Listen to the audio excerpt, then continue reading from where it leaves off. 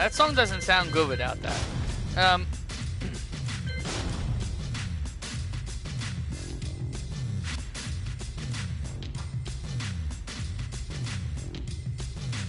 Yeah.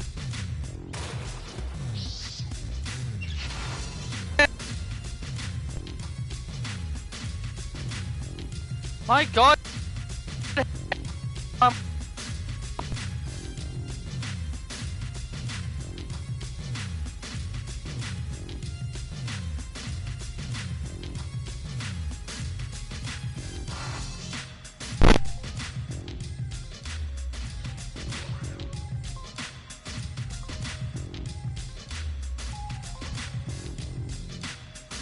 Like,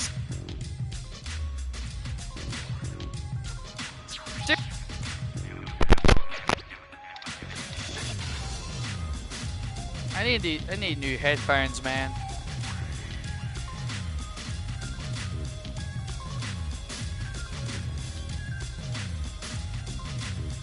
Cause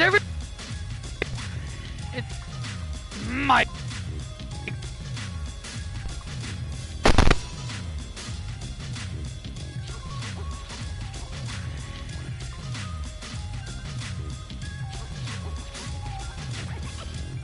Are you gonna?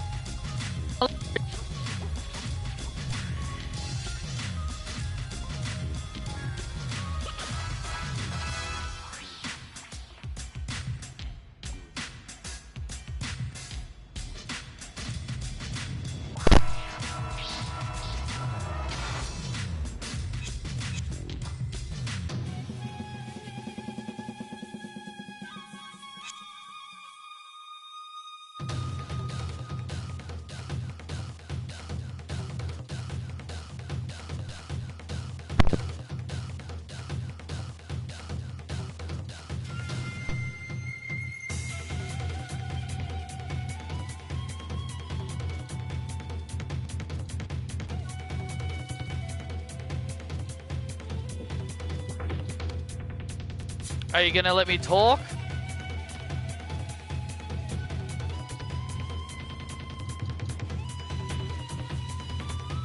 You gonna cut out?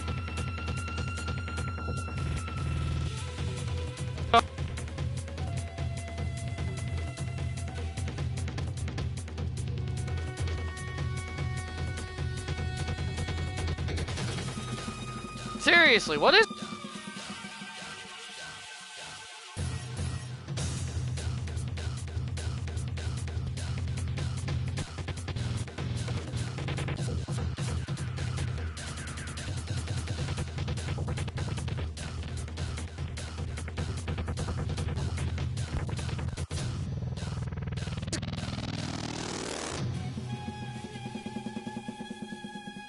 Can I please say something?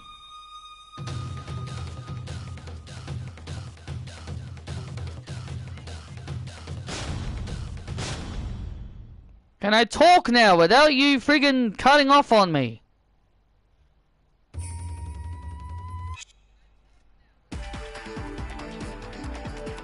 Thank you.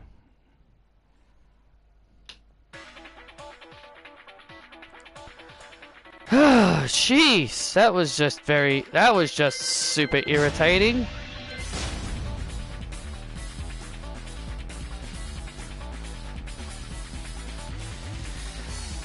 Yeah, obviously I need new ones. It's clear. It's clear I need new ones. It's so weird it's only been doing this when I'm playing Tekken. Guys, I've always got to find weird ways to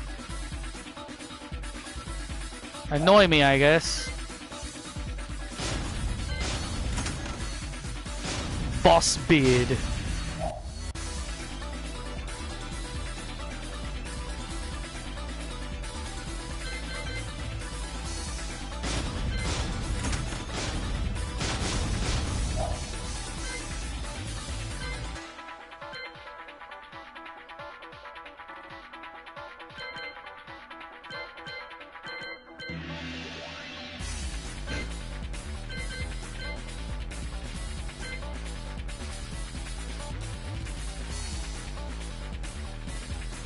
Unfortunately, there is no RKO shirts. The only wrestling shirts they have are these Bullet Club ones.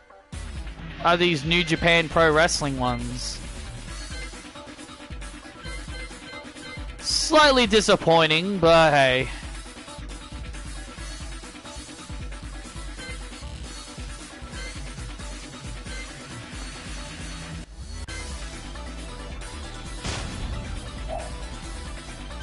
There are wrestling trunks though.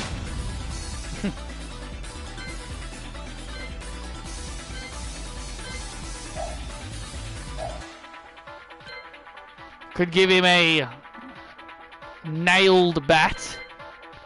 Could give him a crowbar, which you can use. You just gotta press up. You just gotta press up and square and circle to use the weapon.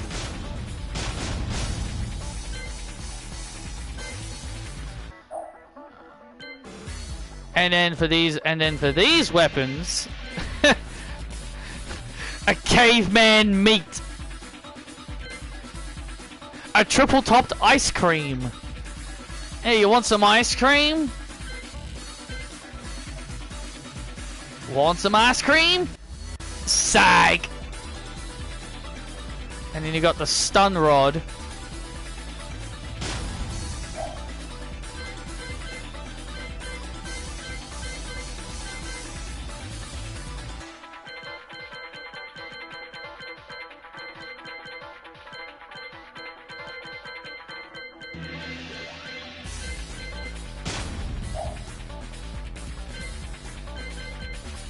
You can even give your character some special aura. Do they have nunchucks?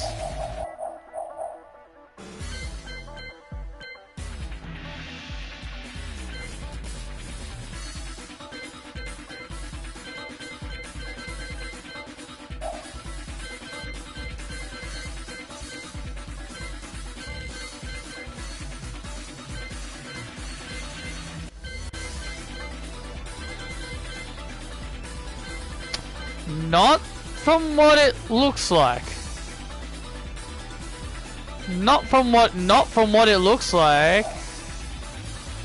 Oh yeah, that would fit Law very well.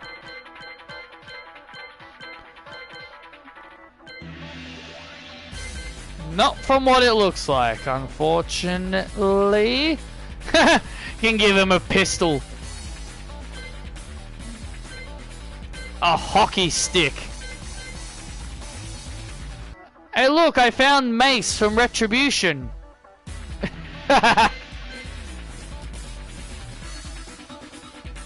giant brush.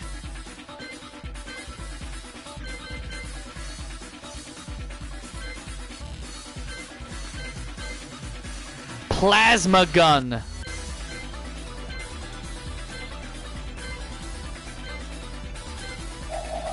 Yeah, anyway.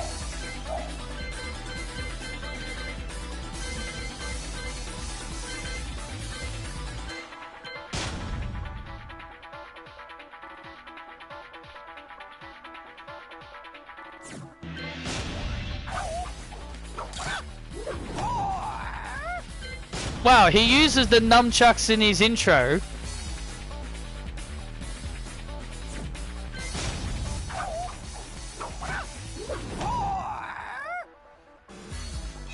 Huh, that's weird. He's got them in his little intro, but not as a...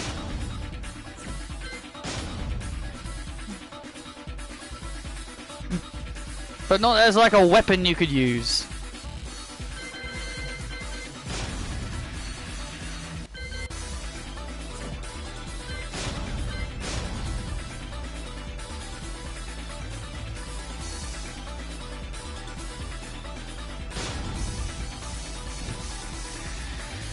Yeah, it's a little bit of a shame that you can't that there aren't any other wrestling shirts there. It's only just New Japan stuff. Missed opportunity there, Tekken. Missed opportunity, Tekken.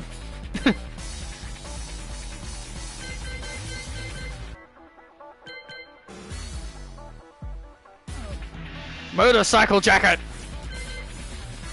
A winter coat. Your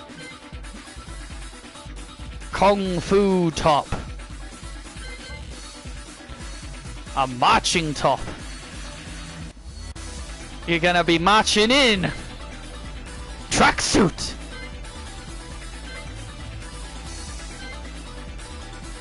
A tropical t-shirt.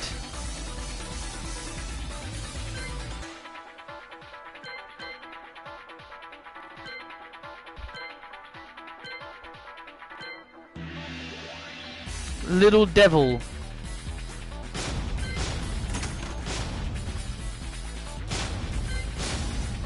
Yeah, I've actually learned that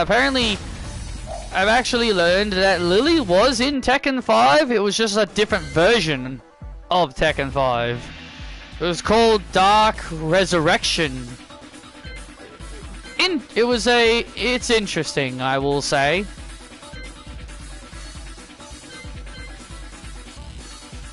Hot pants. Hey, at least the game's not showing away that they know it's hot.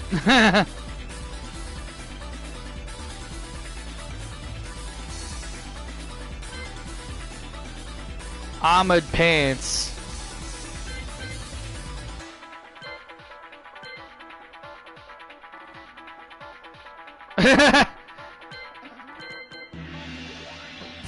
No, we're gonna keep it PG. We're not gonna put her in a skirt. We're gonna keep it PG.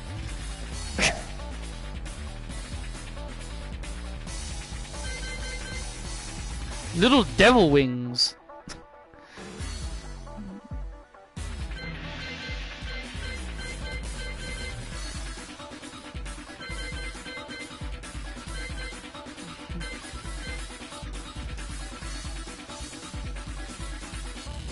You give her a blade. A shotgun. Let's make her Jeff Jarrett. Or Elias. Or Joe Hendry. A Valentine's gift box.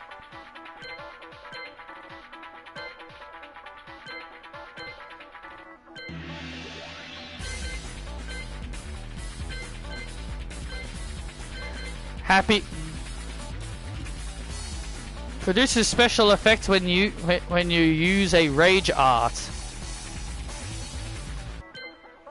Little Mokujin.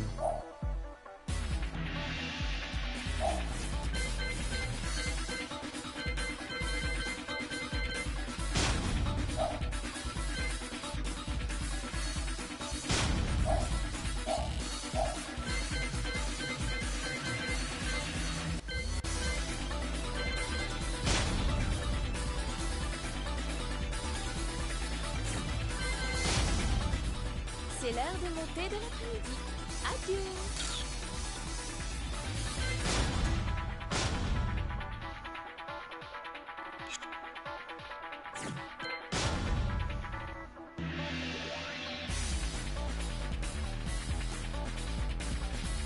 Yeah, you can just have a little bit of fun and just mess around, you know, customize characters the way you want them to be customized. I think it's just I think it's a little bit of fun.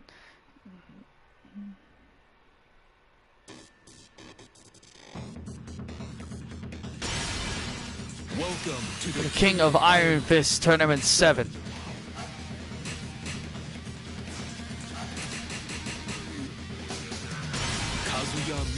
I've actually learned Kazuya's devil form is in this, but you have to activate it.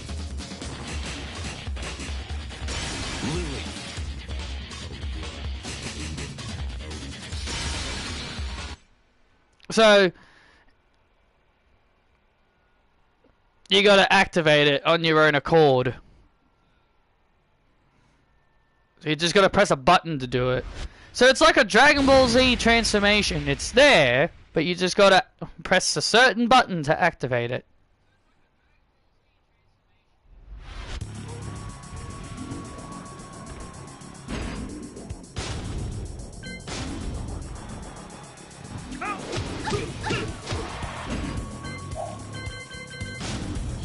And it can only work when you're in rage.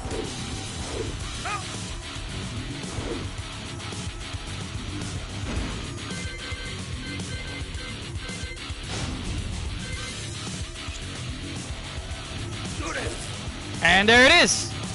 I just had to remember what button it was.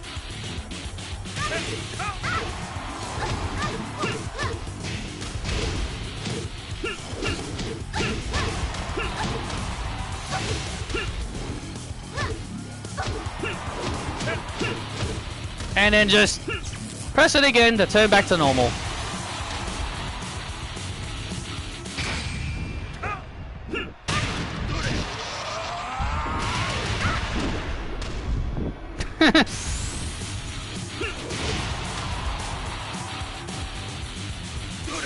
It's weird you can only do it when you're in rage.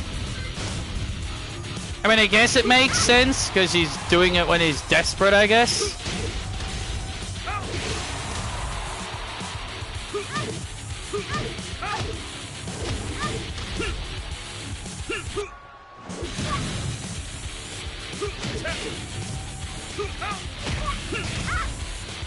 Does his rage art change the devil? Change in devil form? I guess it does. Yeah, it does, because his finishing move, he turns into the devil form just for a split second. So yeah, you get the point. I only wanted to show that because it was like, it's something you might not know. I only wanted to show that because it's usually things that because Jin's devil form is a separate character to Jin. So it's like they could have done the same thing here with Jin. They could have made Devil Jin like a transformation like for Kazuya. But it's interesting how Kazuya's devil form is a transformation, but Jin's devil form is its own playable character.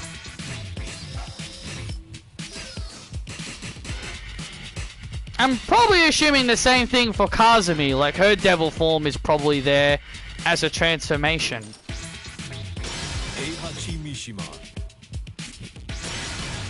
Just pick a random place. Dragon's Nest. Oh, I remember Dragon's Nest. That was in Tekken 5.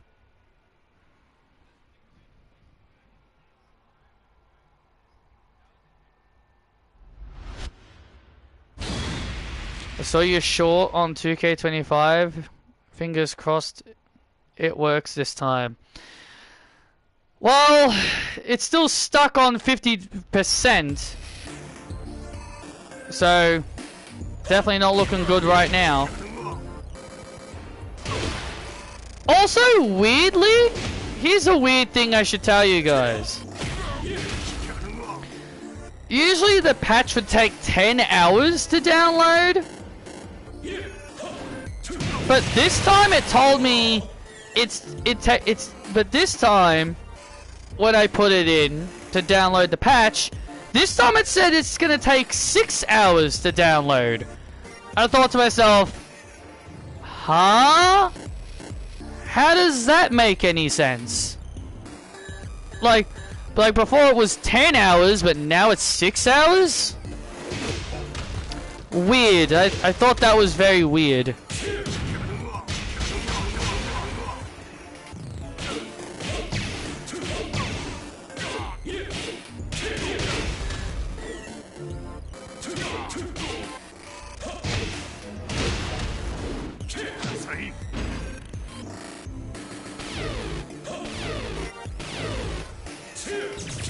Oh yes! I remember that move. That was one of my favorite moves.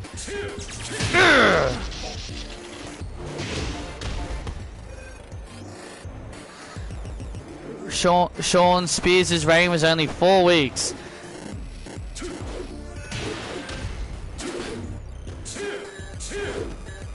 I really don't understand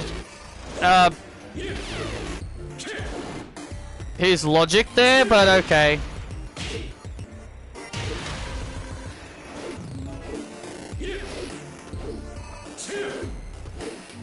I know there's a way you could fly with Devil Jin. Like in Tekken 5, you could fly.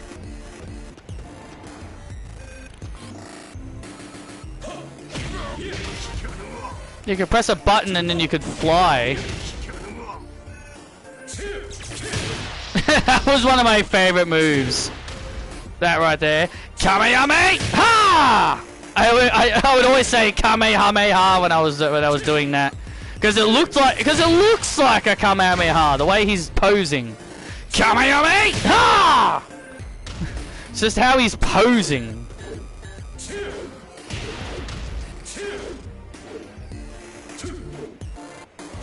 Because I know you could fly with Devil Jin at some, because you could in 5, unless they changed it.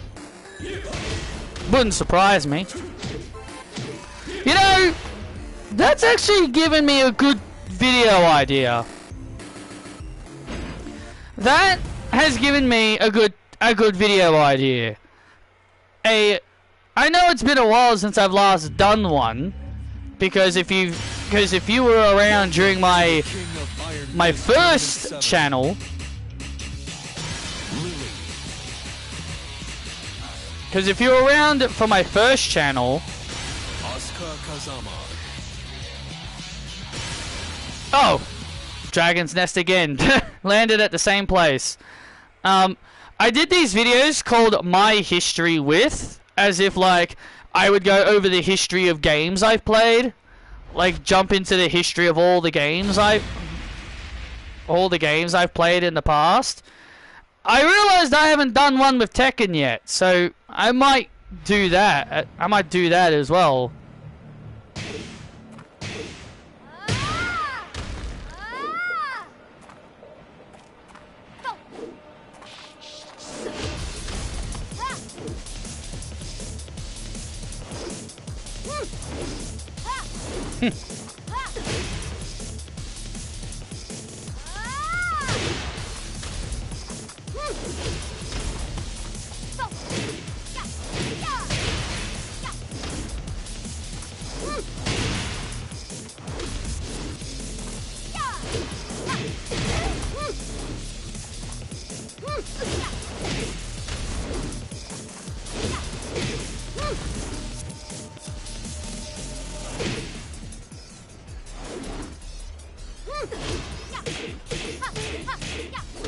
Dude, do I really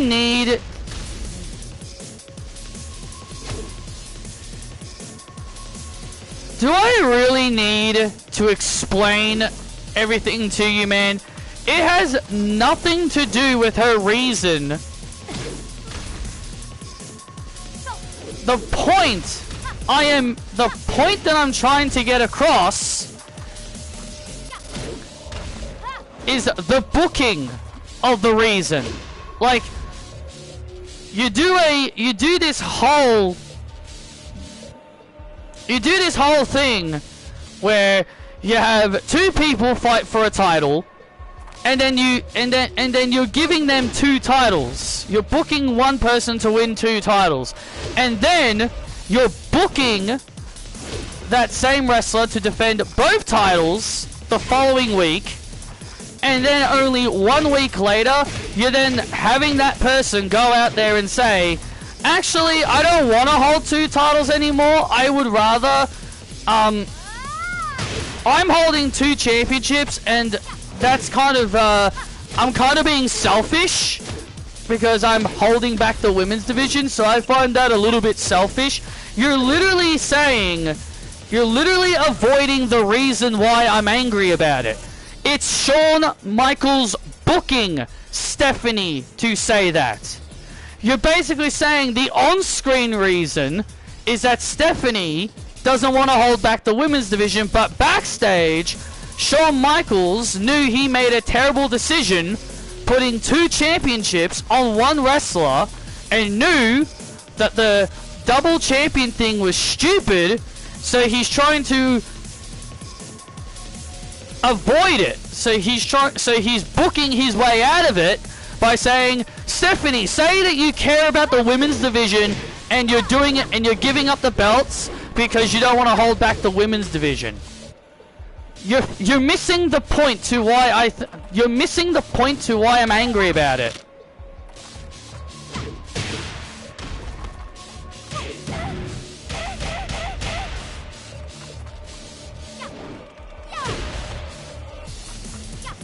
You're basically trying to say, oh, I think you're basically telling me that I'm complaining or Stephanie Vacchi is doing the right thing and you're complaining about her doing the right thing. I don't care. It's not about what she's doing, it's about what Shawn Michaels is doing.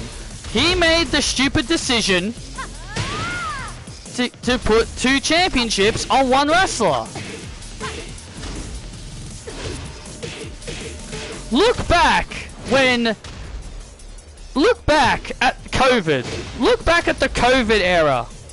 When, remember, they did this exact same thing with Keith Lee and Adam Cole. They had the 2 of them fight in a unification match. Then they had Keith Lee won that unification match. And then how did Triple H book the situation? He booked it by having Keith Lee give up the North American Championship. So again, why even bother doing that? Why even bother do that? Like, why even bother do that? Why bother go through with the double champion bullshit if you're just gonna be all like, actually, we're gonna have the babyface be honorable and give up 1 title because he's an honorable good guy. Because they're honorable good guys. That's like Mercedes with her 4 championships. That's like saying Mercedes should give up the New Japan Strong Championship. Or she should give up one of those other belts she has. I don't know the names of the companies of those belts. I don't watch those companies. But you're basically saying maybe Mercedes should give up the New Japan Strong Championship or that British Strong Style or whatever the other company belts she has. She should give up one of her belts out of the goodness of her heart. Out of the goodness of her heart, she should give up one of her belts, because if she does that, then it proves she cares about the women's division, because she's holding back the women's division by carrying around 4 belts. That would be basically what people are trying to say. Paul Phoenix. Like, why should she give up those belts? She won them. If you won those belts, why should you give them up? You won them fair and square. You shouldn't just hand over a championship just because. Yeah, I'm gonna give up my belt because I don't want to hold back the other division. Then don't book those matches. If you don't want to hold back a division, then do not, under any circumstances, book those kinds of situations. You're the one that makes that mistake. Are the locked arenas DLC? Yeah, they are. Yeah, they are. They are DLC. But yeah, like that's the reason why I'm angry about it, because Shawn Michaels knew he made a stupid decision, and so he's trying to justify it by being all like, "Oh look, Stephanie is being kind out of the goodness of her heart. She's giving up one of the titles because she's honorable. She's an honorable good guy." But in my mind, I'm just like, no, she should be bloody selfish. She should be like, no, I won these belts. If these other wrestlers want my belts, they have to beat me. I can't just give them up. In my opinion, it should be, no, they want these belts, they have to beat me for it. Either they beat me for them or they get nothing. It's not holding back the division. It's just Shawn Michaels trying to come up with a lame-ass reason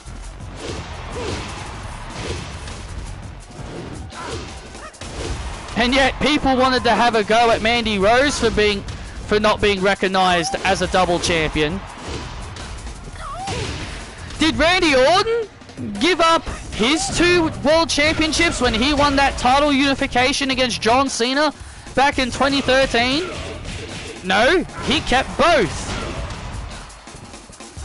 But also with Randy Orton, his situation was exactly the same as Roman Reigns.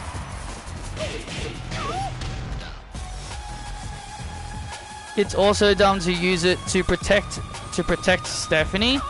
I think it is. You have few credible people on the roster that can genuinely beat Stephanie. You got Roxanne, Cora Jade, Zarya, Julia. You got a few credible women's wrestlers on the NXT roster that can beat Stephanie. Shotzi is the only reason why I was angry about Shotzi beating her is because Shotzi's not credible enough. I don't think Shotzi's credible enough. You got Cora Jade, you got Roxanne, you got Zarya, you got Julia. That's like 5 people I just named out of the billion of people they have on their roster that could generally beat Stephanie in a match.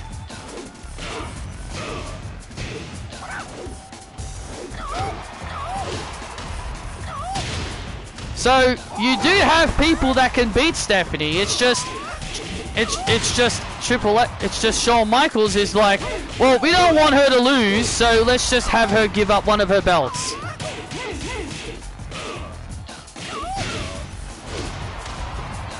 Even Randy Orton lost matches when he had 2 world championships. I remember during the I remember when Randy Orton had to defend his title in the Elimination Chamber. I think it was against Sheamus, Cesaro, John Cena, Daniel Bryan, and someone else. I think it was Christian. I don't remember. But I remember they did a whole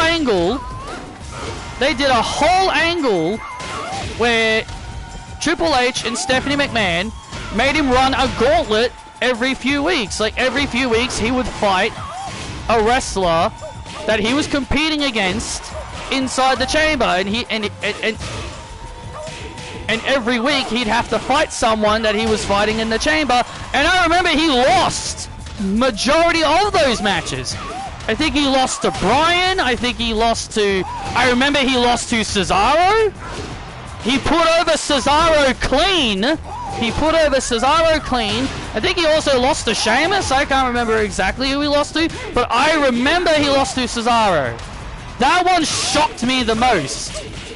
Because I was like, oh, Randy should beat Cesaro, no problem. And then he lost to him, and I couldn't believe he actually lost to Cesaro. So even Randy Orton, when he was a double champion, he still lost matches every now and then. Even when he was a double champion, he actually lost. So the point I'm making is that you can have someone lose when they are a double champion. It's just that nowadays, everyone needs to be protected. It's fun to protect wrestlers time after time.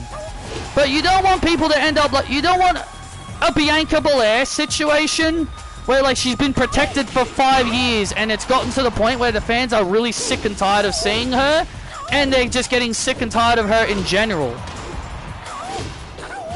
That's why I get a little bit annoyed when all they rely on is protecting wrestlers. I'm like, do you guys not understand? The more you keep protecting these people, the more the fans are going to turn on them. Because they're going to be all like, oh, why should we... Because then they will start thinking, oh, we know what's going to happen when this wrestler's out there.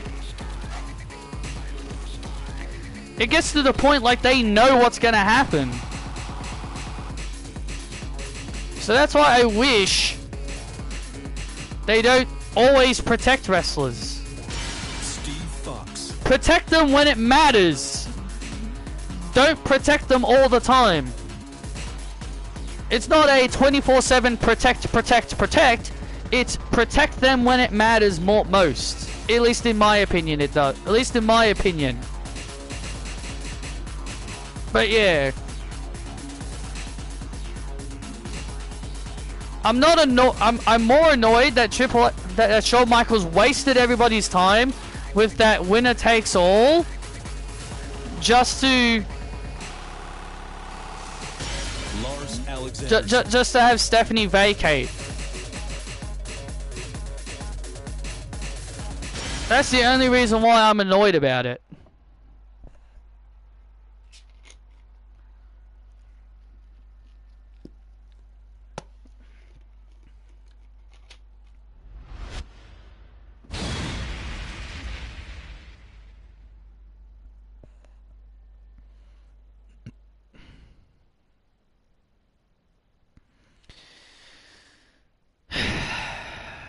Well, I do agree he did make a dumb decision, but I hate that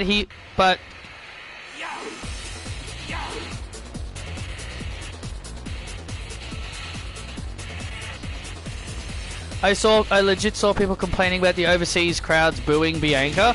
Yeah, and apparently that means they're the R word, the R-A-C-I-S-T word. No joke, that is what people are calling those overseas fans. Oh, the American fans don't boo Bianca Belair. Oh, the American fans are better, they don't boo Bianca Belair. Yeah, the American fans also don't boo Rhea Ripley either. The American fans don't boo Rhea Ripley either. So good try, guys. So good try, Bianca fans. So good try, Bianca fans.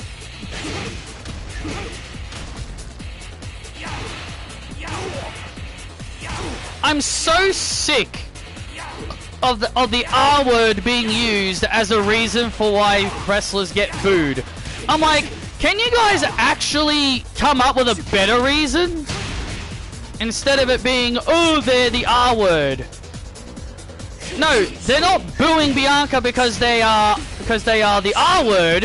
They are booing Bianca because they, just like everyone else, is sick and tired of the same old bullcrap with her. It's been 5 years, and we've been dealing with the same old nonsense with Bianca Belair for 5 years. This is the same reason why people turned on Roman Reigns. Do I really need to go over Roman Reigns? Do I really need to go over why the fans booed John Cena? Bianca Belair, as I said, is Super Cena, but just a woman's version.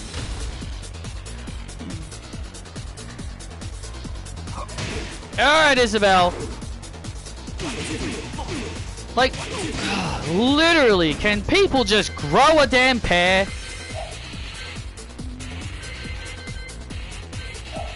Like, seriously.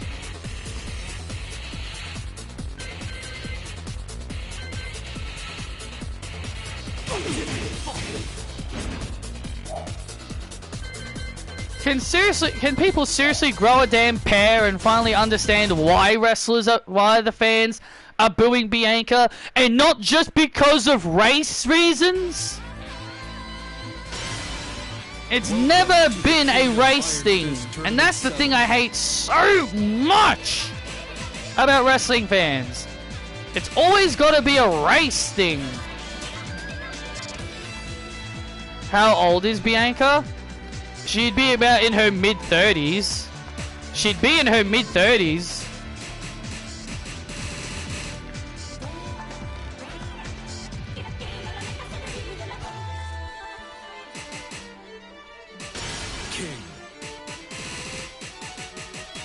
I just don't understand it.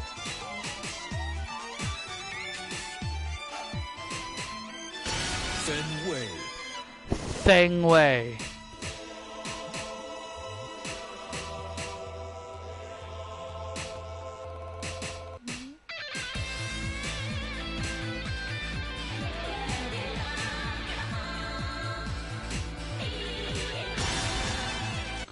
Bianca is 35. Yeah, exactly. But the thing is that we've been seeing this same old crap with Bianca Belair for 5 years now, and people would rather use it as a race reason for why they're booing her. It has nothing to do with race. It has never had anything to do with race.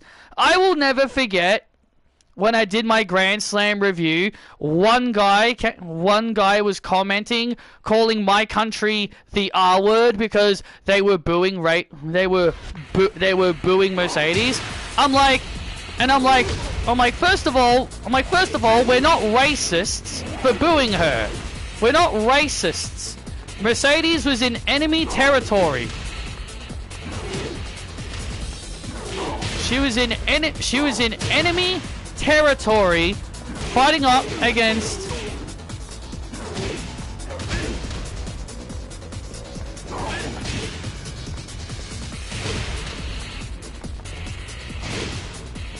Mercedes is a heel. Yeah, she's a heel, and she was also in enemy territory. She was in Australia fighting against Harley Cameron. Of course the Australian fans are going to boo her. Of course they're going to boo her. It's not because they're not booing her because of her skin color. They're booing her because she's a heel. Why is it so hard for people to understand that wrestlers get booed because they are heels? Can't a wrestler get booed for doing their job? Seriously. I know Bianca Belair isn't a heel, but still. But I'm just saying, can't a wrestler actually be booed for actually doing their job? So is that the reason fans are booing Naomi now? Oh, you know that's what fans are gonna say. Oh, you know fans are gonna say that's the reason why Naomi's being booed. You know they're gonna use race as a reason for why she's being booed. I'm just saying, I'm just so sick of it. I'm just so sick of hearing, oh, this country is the R word for booing an American wrestler. Not just any American wrestler, because of her skin. Oh, I got a trophy. Crashing Impact. I just got a trophy without even trying. I just wish people would just knock it off at this crap.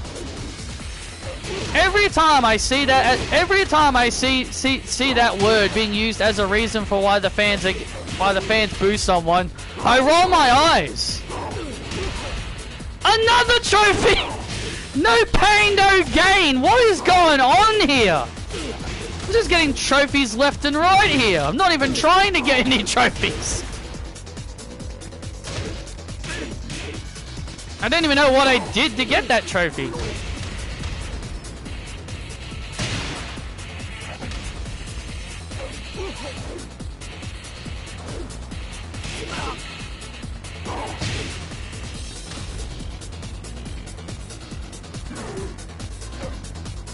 DDT. But yeah, I just wish people would understand that wrestlers have to be booed for them being heels. They need to be booed because they are the bad guys. You're not booing someone because of race or the color of their skin. It's never had anything to do with that. Welcome to the King of Iron Fist. It just drives me nuts whenever I hear that as the reason why people get booed. I'm just like, can you guys like stop saying that? Like, please.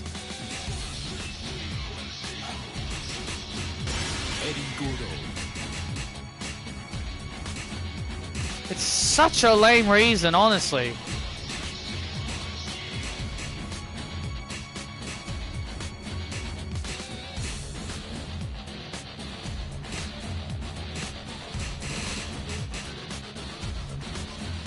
Miguel.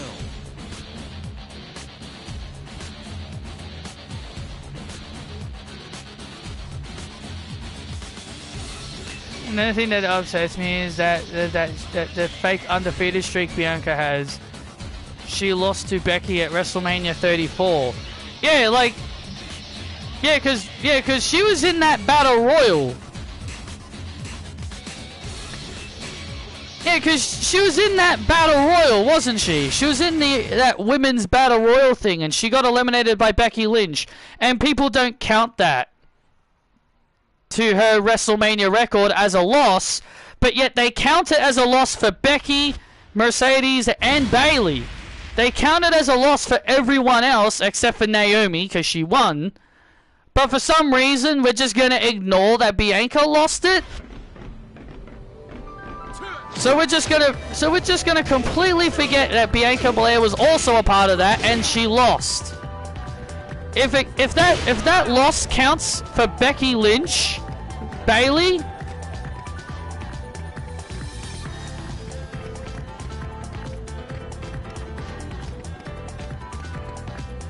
Bianca was announced as the winner. No, Naomi was. Yeah, if you watched that battle royal, Naomi won that battle royal.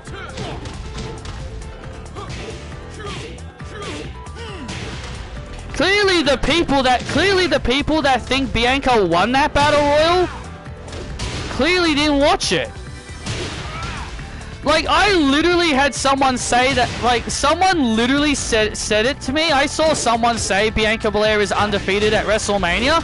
I responded to that person saying, no, she's not. No, she isn't. She lost at WrestleMania 34 on the pre-show battle royal. And you know what his response was? He's like, we're not counting that garbage. He's like, that's the pre-show battle royal. Like, that shit doesn't count. That's what he said. He said that shit doesn't count. I'm like, sorry? I'm like, sorry, what? That doesn't count? No, it does count. It counted for Sasha. It counted for Bayley. It counted for Becky. It counted for everyone else that lost that battle royal. And it also counted for Naomi because she won the damn thing. And I don't mean to be angry about it, but seriously. Everyone in that match lost except for Naomi. She won it. They counted it as a WrestleMania win for Naomi, and they counted as a loss for everybody in that match. So you cannot ignore that battle royal and say that doesn't count because it's the pre-show. So if that's the case, then that means Sasha isn't 1-6. She's 1-5. That technically means Sasha Banks isn't 1-6. She should be 1-5. And Becky Lynch and Bayley shouldn't have, when they lost at that WrestleMania. Like, honestly, if you're gonna ignore that, then you're just an idiot. Even the pre-show counted. Even the pre-show counted towards your WrestleMania record. I'm sorry, but it does. I'm so sorry, but it does. But it counts. People just don't want to count it because they just think it's a lame excuse. It'd be a lame reason to have her lose her undefeated streak. Well, blame WWE for coming up with this fake. With that friggin' fake undefeated streak. She never was undefeated at WrestleMania. It's WWE's fault. And this is what I mean. WWE plant this shit in people's heads. And they plant this garbage in people's heads. They plant all this garbage in people's heads and people just believe it. WWE have never been good at telling the truth. WWE have never been good at telling the truth. They always lie to their audience. Do I have to remind you of the time they lied to the fans by saying Charlotte Flair has never ever tapped out in her entire WWE career when they did that storyline with Charlotte Flair and Ronda Rousey at WrestleMania 38? Remember that storyline? And they built it as Charlotte Flair has never ever tapped out in her entire professional wrestling career in WWE, which we all know that was completely false. which we all know that is completely false. We know Charlotte has tapped out many times in her career in WWE. WWE have always been well known for spreading lies and bullshit, just to feed their storylines. We know it's bullshit. People should know by now WWE have always been well known for talking bullshit. Welcome to the King But of somehow, Iron Fist Tournament 7. people believe the shit they spill. It honestly makes me sad.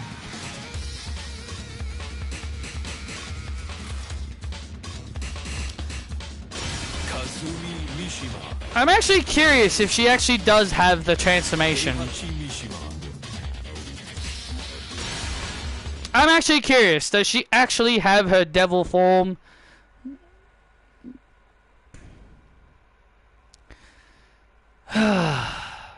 It was back-to-back Mania wins for Naomi.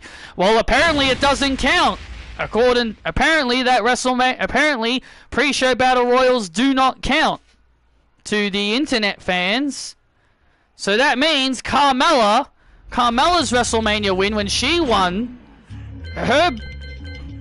hers apparently never happened.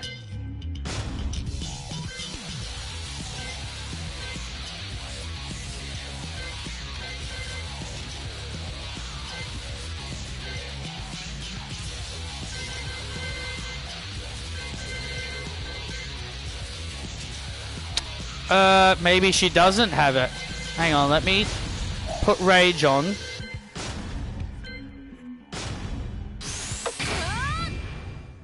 Oh, that's her finisher.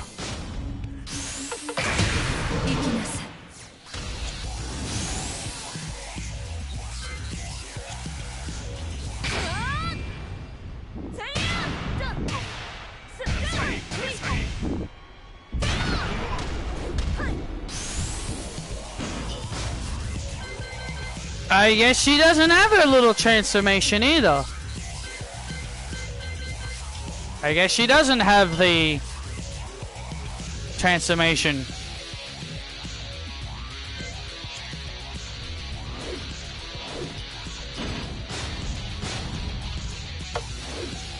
Yep, that's what that was.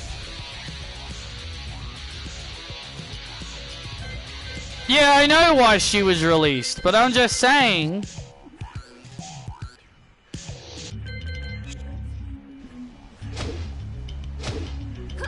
People trying to spill nonsense which isn't even true. Alright, well we can confirm she doesn't have her transformation. Her transformation is just an arcade only thing. Which is very weird. I mean, it's probably for the best. Welcome to the King of Iron Fist Tournament 7.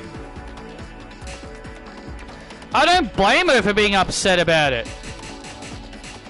Other wrestlers have had kids and they still came back, like Becky Lynch and several others.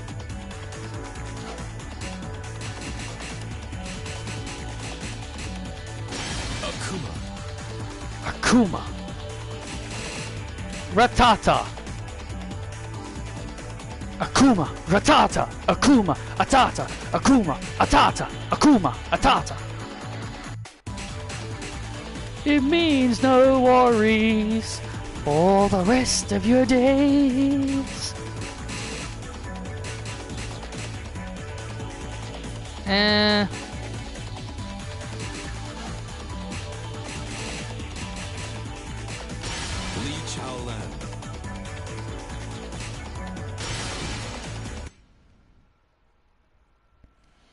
That's not what we were talking about, Ryan. We were talking about something else. But yeah, I did bring up Carmella, but I'm just saying, it's really dumb how people are trying to spin it that the Battle Royals no longer count to their WrestleMania records, all because Bianca was in one. Like, apparently it counts for everybody else, but it does not count for Bianca, which is so lame.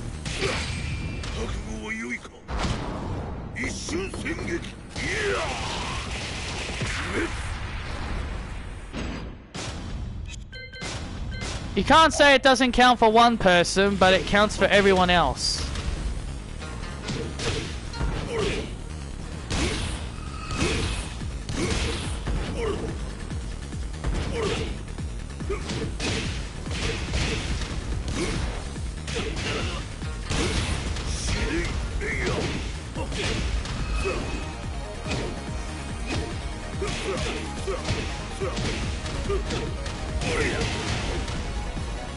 As you can see why I've never really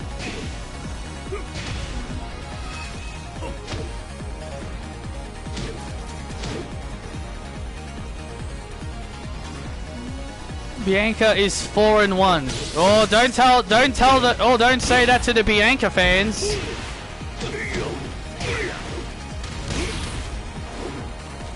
Oh, don't say that to Bianca's fans. Don't say that to her fans, because they'll get upset.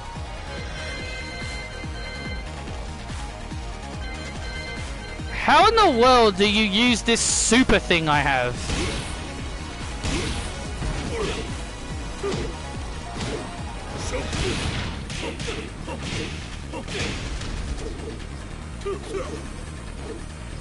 Again, I'm not really much of a Street Fighter, because I know he's from Street Fighter. I'm not much of a Street Fighter guy, so I don't really understand the whole super bar down the bottom.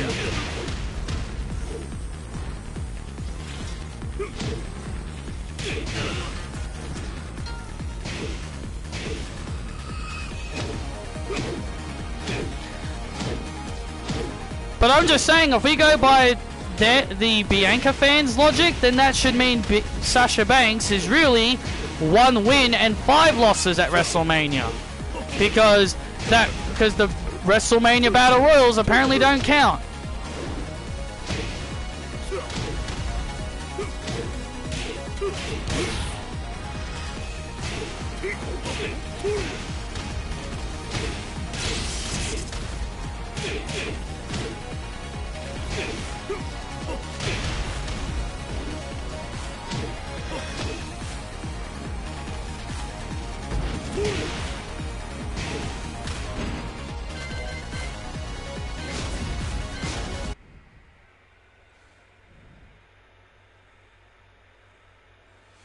Carmella as 2 L's. I don't know what you mean by that, Isabel. Welcome to the King of Iron Fist. Do you mean she has 7. 2 kids?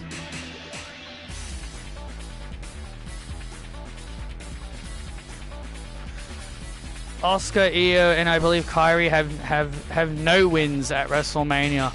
Yeah, and people wanted to make fun of Sasha Banks for never having a win at WrestleMania. People wanted to make fun of it, and people wanted to make fun of Mercedes for never having a win at WrestleMania. Yeah, well, who's laughing now? Oh, you mean her name? Oh, because Ryan spelt her name with 1 L. Okay, I get you now. Ryan Fury. I get what she means now. Ryan spelt her name wrong. And she has 2 L's in her name.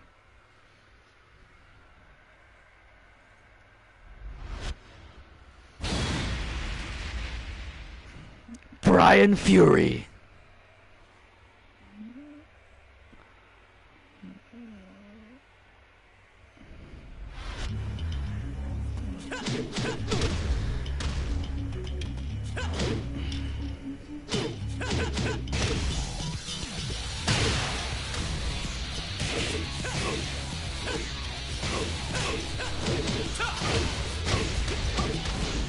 I wonder why Huarang has an eye patch on his face now.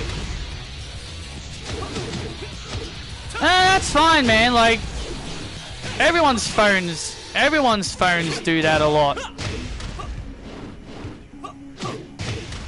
Double Claymore. There you go, Drew McIntyre. Here's a new move for you. The Double Claymore.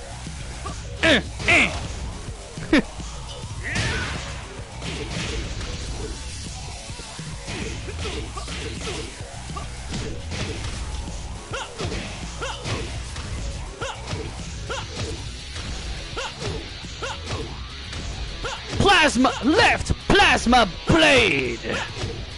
Then what's right, Plasma Blade?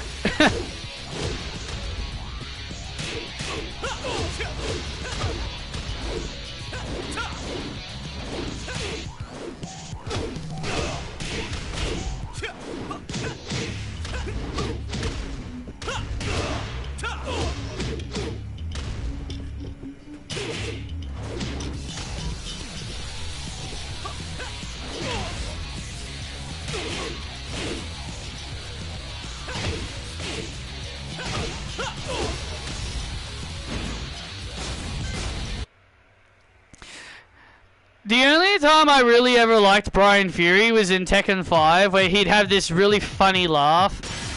Like in his intro, he'd do this, he would laugh, and it just sounded so evil. It was just hilarious. I think that's what he sounded like. He almost sounded like Cortex. He almost sounded like Cortex from Crash.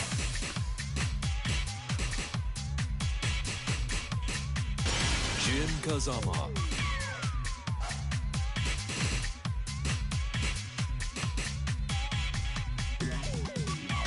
Yoshimitsu.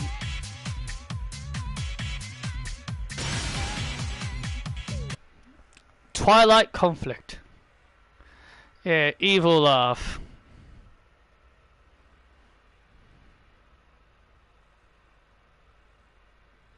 But unfortunately, the other games got rid of his little evil laugh, so I no longer really like it now. It's just him going... Sounds like he's choking. More sounds like he's choking than laughing.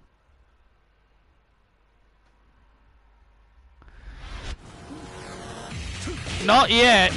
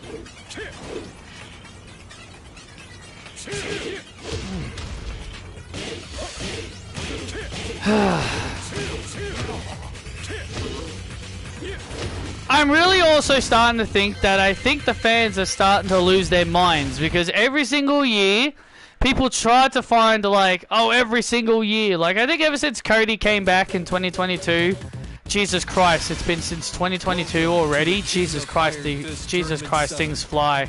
Like ever since he came back, every single year people have predicted that the fans are going to turn on Cody Rhodes. I remember when everyone wanted Sami Zayn to beat Roman.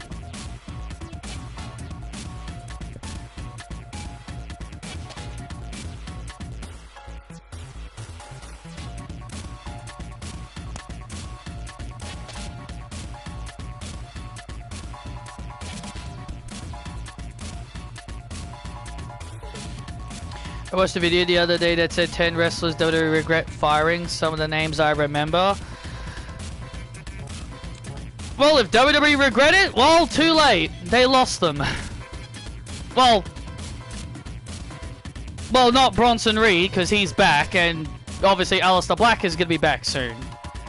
But basically, if they regret firing Tony Storm, then that's on them. It's their loss.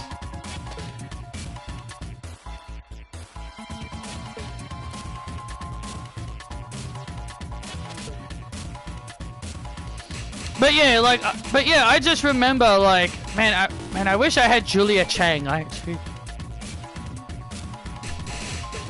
quite like her. Anyway, like, I just remember, like,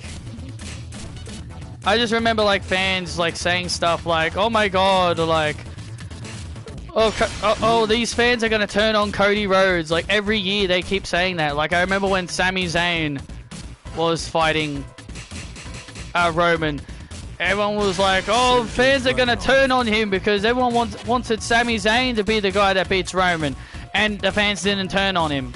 Fans said they were gonna turn on him, and every single year they keep saying Cody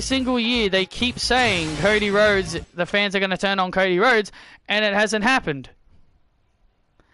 Which I find it hilarious, because the time when they said fans wanted Sami Zayn to be a champion, Triple H makes Sami Zayn IC champion, and then everyone turns on Sami Zayn because Chad Gable wasn't the one that beat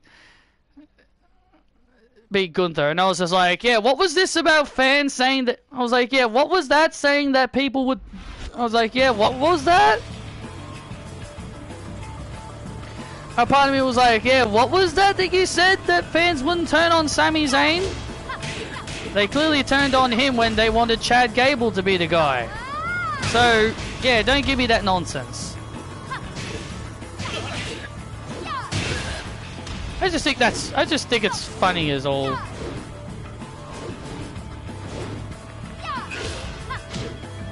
Fans will turn on any wrestler just because the wrestler they wanted to beat someone doesn't happen.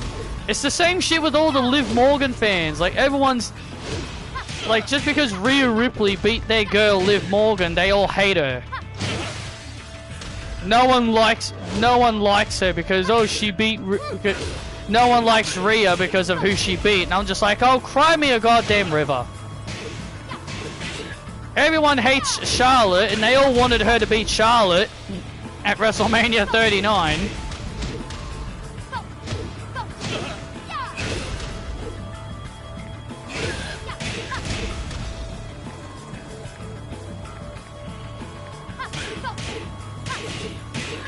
Like, fans will turn on literally anyone but Cody, it feels like. Which I just find utterly hilarious.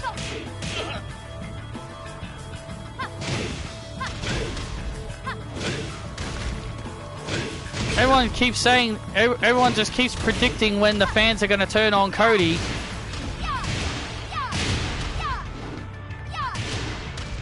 And apparently MJF got a little upset at Cody Rhodes mentioning AEW. And while I do like MJF, that's a part of the problem. That's a part of the problem why I hate other companies taking shots at each other. It becomes a part of the problem, because then you get other wrestlers getting involved, being all upset that their company gets mentioned, and then you're just going to get fans being all like, oh, you mention WWE all the time, you can't handle it, or anything. Like, I know it's MJF being MJF. He will always be MJF. MJF will always be MJF. But it's just one of those cases where it just makes you go, see, this is why it's just better if you just do not mention other companies, because then people are just going to get butthurt about it. People literally got mad because Cody Rhodes said he created AEW. Yeah, people were genuinely upset that Cody Rhodes said, oh, I got booed in the company I created. And then people were like, you didn't create AEW. Well, Cody Rhodes was one of the founders of AEW, so you could kind of say he did create it in a way.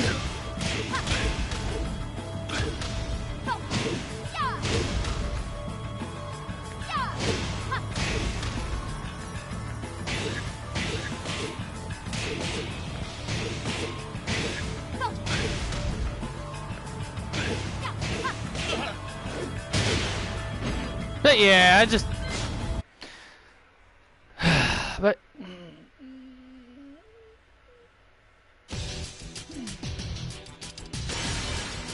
Welcome to the King of Iron Fist Tournament 7.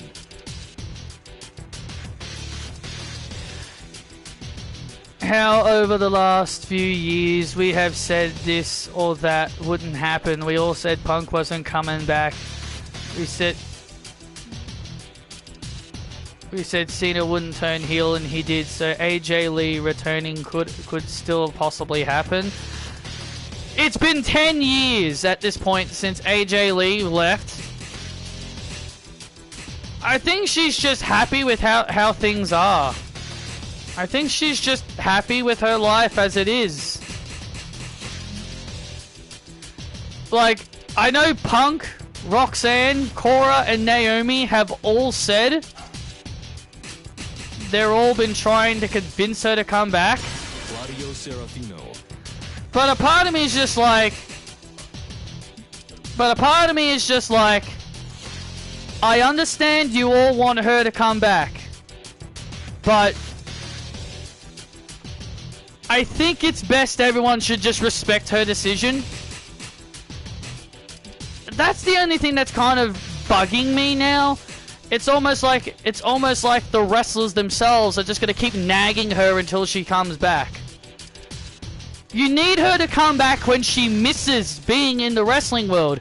You can't just have her husband, Cora, Roxanne, and Naomi every single day being like, please come back, we all want you back. Like, it's going to sway her decision. It's going to sway her decision into not wanting to go back because everyone keeps harassing her to come back. Just leave her alone. Let her miss being in wrestling. I just wish they left her alone. Just let her miss being in wrestling. That's all I want. I just want people to leave her alone. Let her miss being in the wrestling world. She's in a movie, apparently. Apparently she's going to be in a movie. Because I saw on Instagram she's going to be in a movie, and she's also been doing other stuff. And she's doing other stuff. Just let her be. She's clearly happy with the other stuff she's doing. I don't know what the movie's called, but I just remember seeing on Instagram that she's going to be making a cameo appearance in a movie.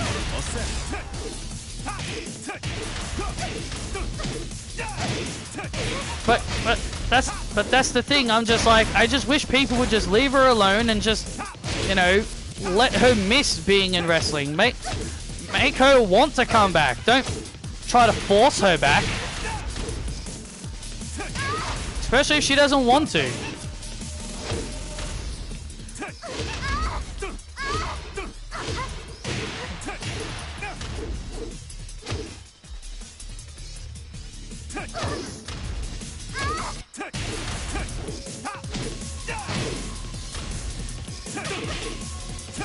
I want her back too, as much as everybody else. I want her back too, as much as everybody else. But in my mind, I'm just like, I think it's just best we just leave her alone and just let her decide if she wants to come back or not. We can't just have people like, we can't just have Punk and Cora and Roxanne keep nagging her to the point where she's like, alright, fine, I'll come back. it just feels like then her heart won't be in it. Then I genuinely feel that they are forcing her to come back beyond her will. That's the only thing I don't like. I just do not want her to be forced to come back.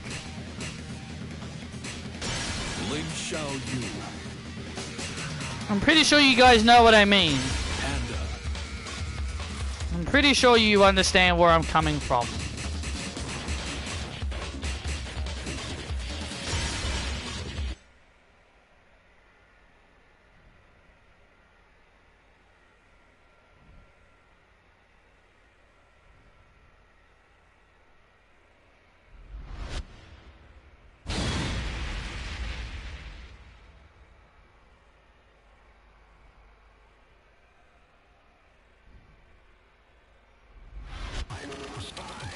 Do you think Paige or slash Saraya will come back? Probably.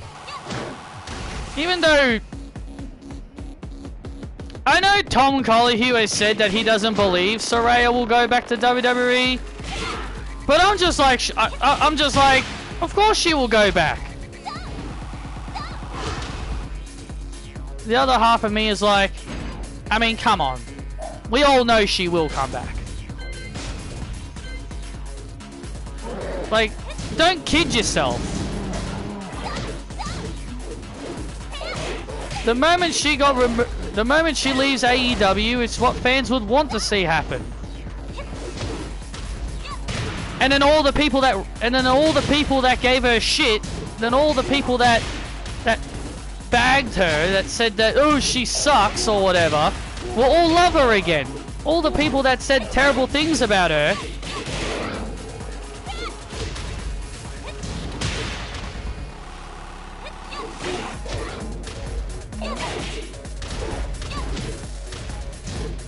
And I also find it funny, she said that she doesn't care if people didn't like her in AEW. Because apparently in an interview she said that she didn't care if people didn't like her being in AEW. She's like, oh, I don't care if you people didn't like me in AEW. I had fun in AEW. There's no bad blood between me and AEW. We don't hate each other. She's like, I had fun there. So clearly it shows you that she was happy with what she did there. Unlike most people who thought she should have had a longer title reign and all that stuff. Like, if she was happy with what she did there, then clearly she was happy.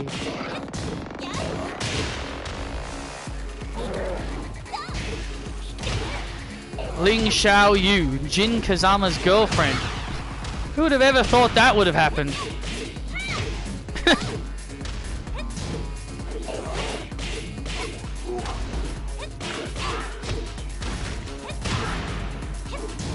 Do you feel Saraya fit in AEW? If she didn't have neck problems, yes. If she didn't have neck problems, then yes. But I genuinely feel because she had neck problems, a lot of wrestlers had to go easy on her. Like when Sheeta did like a German suplex on her on the apron. She had to do it so gently that she didn't have to break her neck. Even though Jamie Hayter in Saraya's last match gave her a punishing tombstone pile driver at with full force, and she didn't break her neck from it. So it's just funny how people were okay with Edge coming back after his neck problems, but then Saraya is a completely different story. But for Saraya, it was a completely different story. And then people have the damn nerve. And then people really had the damn nerve to feel bad for her when she got injured. Watch fans chant Tony fumbled at Ray Phoenix's debut when they did to Ricky. Oh, you know fans like to... Oh, you know fans. You know, fans, man. Did AEW ever chant Vince fumbled at the wrestlers that AEW signed? No. I don't ever remember AEW fans chanting Vince fumbled or Triple H fumbled when Tony Storm debuted, or when Keith Lee debuted, or when Malachi Black or Buddy Murphy debuted. It's the WWE fans. They always just want to be. They always want to be the outspoken ones. And I know for a fact if AEW fans did do that, the WWE fan community would be all butthurt about it. They'd be like, this person didn't get fumbled. This person won X title, or whatever. This person wasn't fumbled. This person won X, this title, this, that.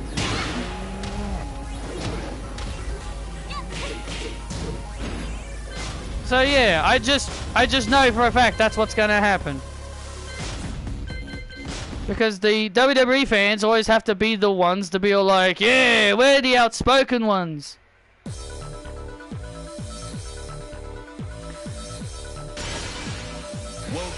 Well, it's because Brody King, Buddy Matthews, and Julia Hart all still have contracts. And they got renamed. Phoenix.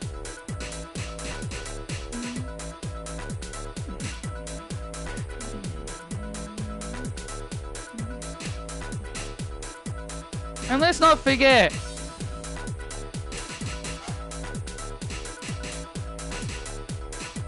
Kazuya Mishima. but yeah, the point is,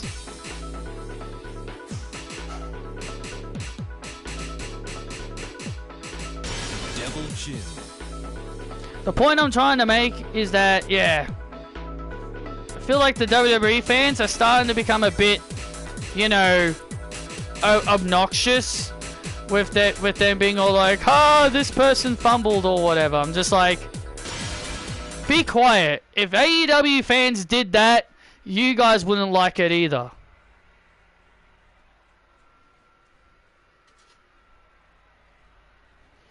WWE fans wouldn't like it if the AEW fans chanted, WWE fumbled this wrestler.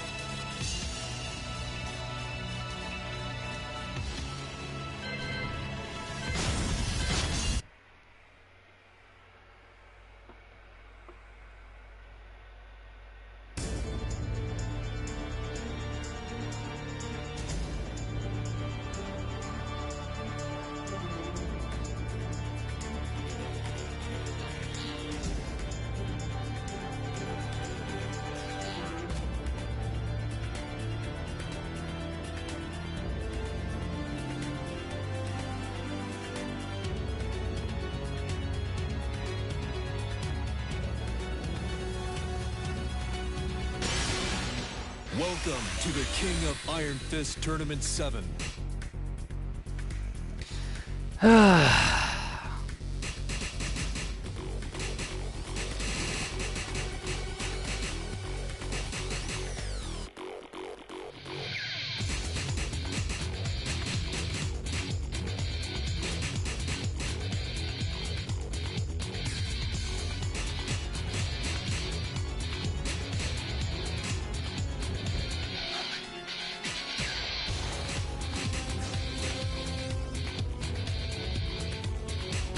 This music's technically Devil Jin's music, so would have been fitting in the last fight, but oh well.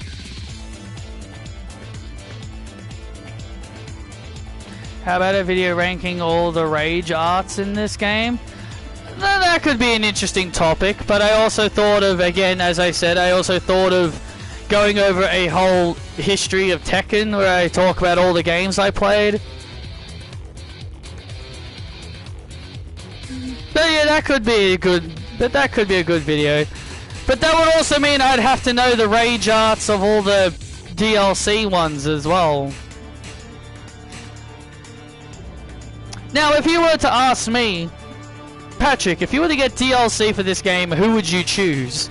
Out of all the DLC characters, who would you choose? Probably Armor King, Lei Wulong, Anna Williams, Craig Marduk, and probably Julia? Because obviously I know all these characters. Because obviously I'm well aware of who they are. All I know is that this guy is from a different show. I think he's from Walking Dead or something. I'm sure you could look him up. Yeah, probably. But obviously I like Craig Marduk because he's an Australian. Like a big, bulky Aussie boy. Well, they just have him as Marduk. He got his name changed like it was Vince McMahon in charge. He was Craig Marduk in the other games, but then he just becomes Marduk.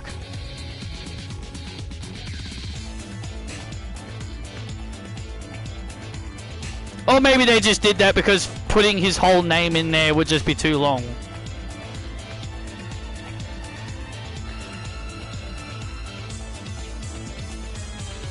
He is from Walking Dead. He's the main antagonist of Season 7.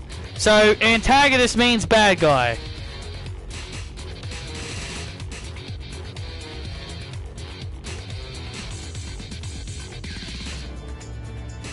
At least that's what I think that's what that means.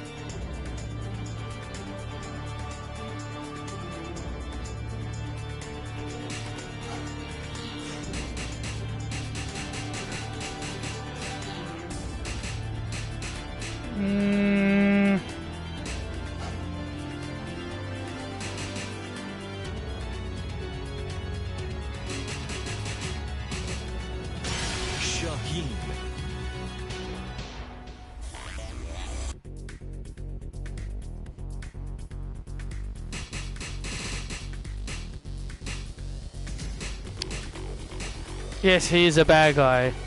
Assumed so.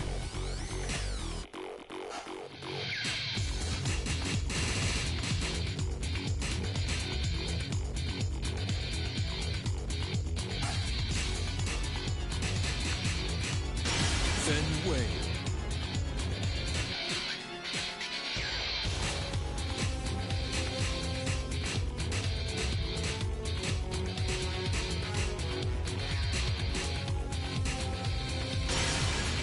Forgotten Realm. Well, how is that a forgotten realm if it's in the game?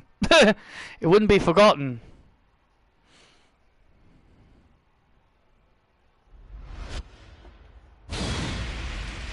It's not forgotten if he's... It's not forgotten.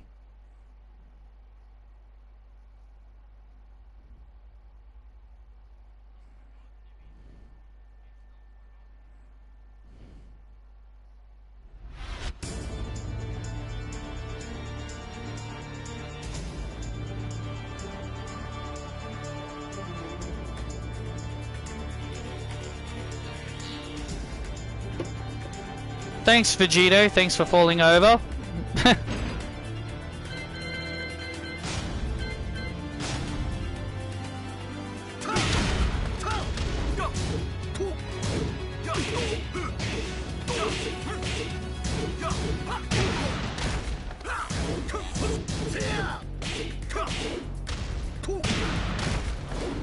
I know Fang Wei is a bad guy. Like it's also kind of hard to say who's a good guy in this game, because it feels like every character feels like a bad guy in some way. Like obviously the obvious bad guy is so obvious, being Heihachi. Destructive Drive! Achievement unlocked.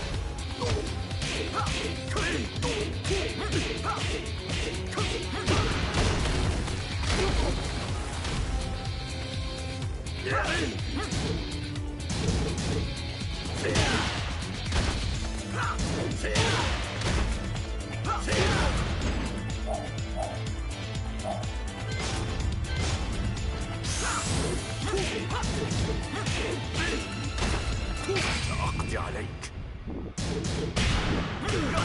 انتهى أمرك.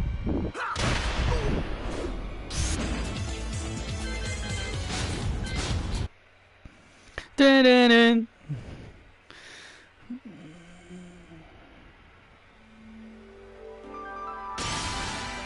Welcome to the King of Iron Fist Tournament 7.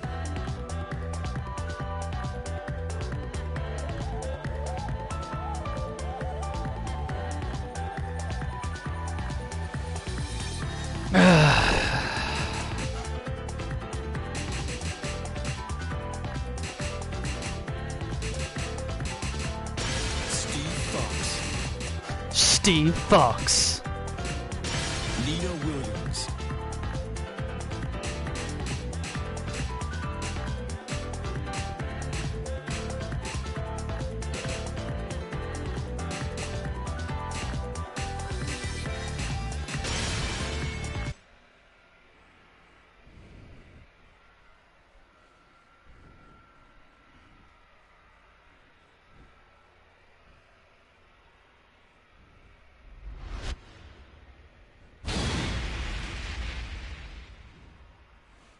Why are you in a wedding dress?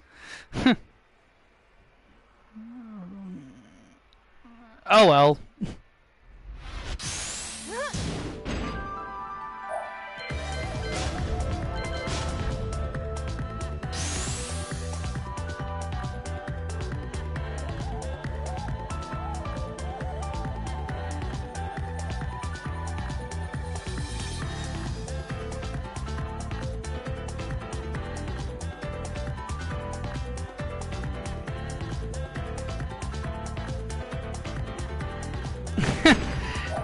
Yeah, that's so weird. Right?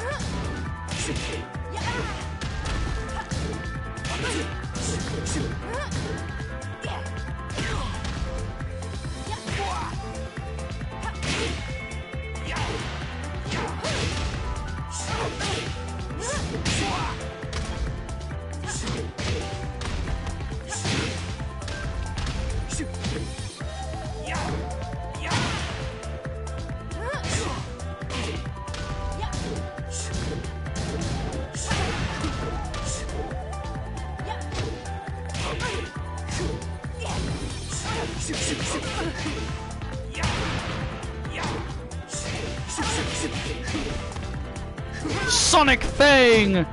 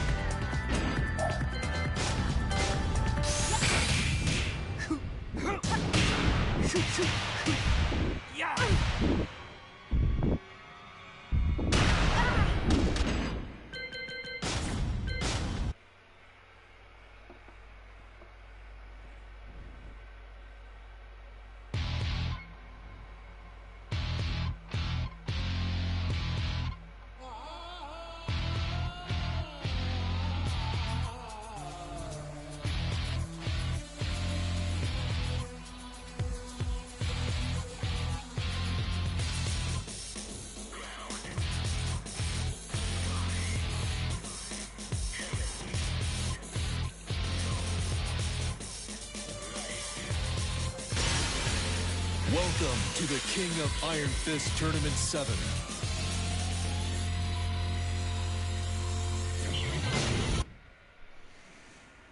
I think that'll be enough for now. We've had a good a good fun.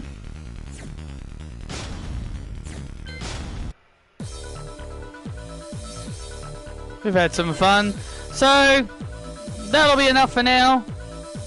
So I'll see you all next time.